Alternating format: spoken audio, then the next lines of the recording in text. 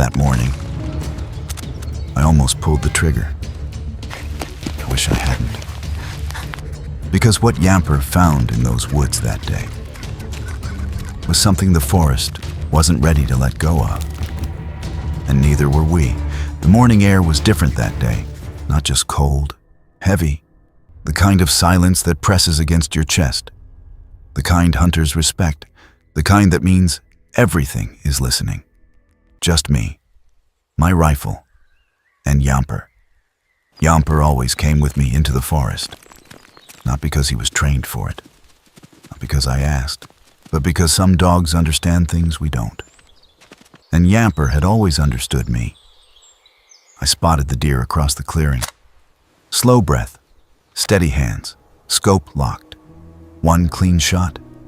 That's all it would have been. But then, Yamper froze. Not the excited freeze of a dog spotting a squirrel. Not curiosity. Something else.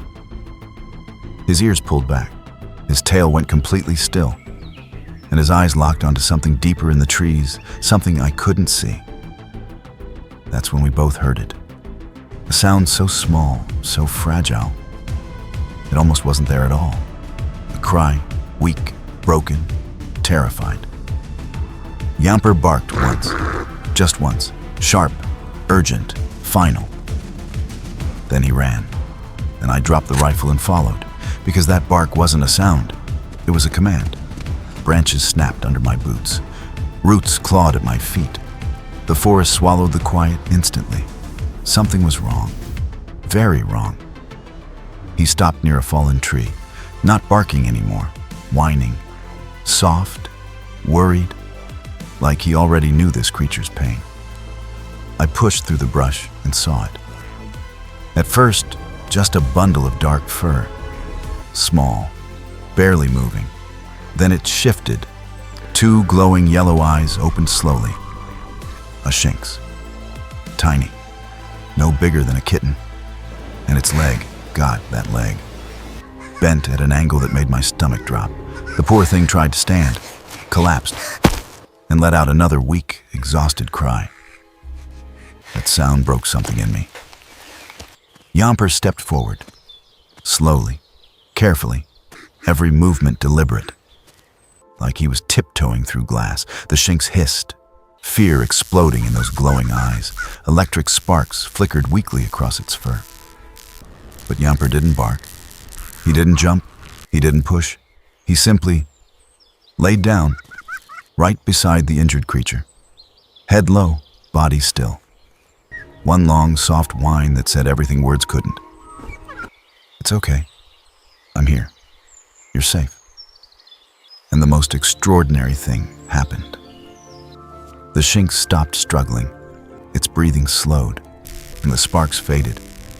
And for one impossible moment, two creatures from completely different worlds simply existed together.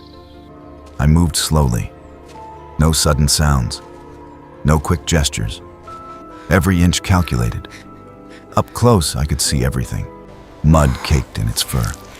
Claw marks across its tiny side. That broken paw wrapped in fear and exhaustion. Something had chased this creature. Something relentless. When my hand reached toward it, the Shinx flinched hard. Sparks crackled desperately across its body. Its last defense against a world that had already heard it. But Yamper nudged it gently. Just once. And the Shinx looked at him. And then looked at me. And let me pick it up. It barely weighed anything. Just a trembling ball of fur and heartbeat. Wrapped in my jacket, trusting us with its life. Yamper walked beside me the entire way back.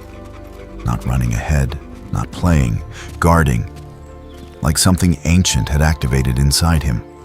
Like some primal code, or older than training, older than instinct. That night, I cleaned the wounds. Set the paw carefully. Bandaged everything I could. The Shinx didn't trust me at first. Every touch made it tense. Every shadow made its ears twitch. But Yamper never left.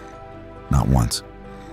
He sat beside that makeshift bed all afternoon, watching, waiting, sometimes nudging the tiny patient with his nose. sometimes just resting his head close, so close they were almost touching. Hours passed, and finally, the Shinx stopped shaking, curled into the soft blanket, and tiny chest rising and falling, peacefully. I thought Yamper would finally rest too. He didn't. He sat facing the window, eyes fixed on the dark tree line beyond the glass, still, silent, vigilant, like he knew something I didn't. Because here's what I've learned since that day. Rescue isn't an ending, it's a beginning. When a creature runs from the forest, injured, terrified, alone, it's not just escaping something. Sometimes, something is still looking for it. That night, just before midnight, the Shinx jolted awake. Its fur stood on end. Electric sparks crackled violently across its entire body. Those glowing yellow eyes, wide with a terror that hadn't been earned today. Something older than tonight. Something it remembered.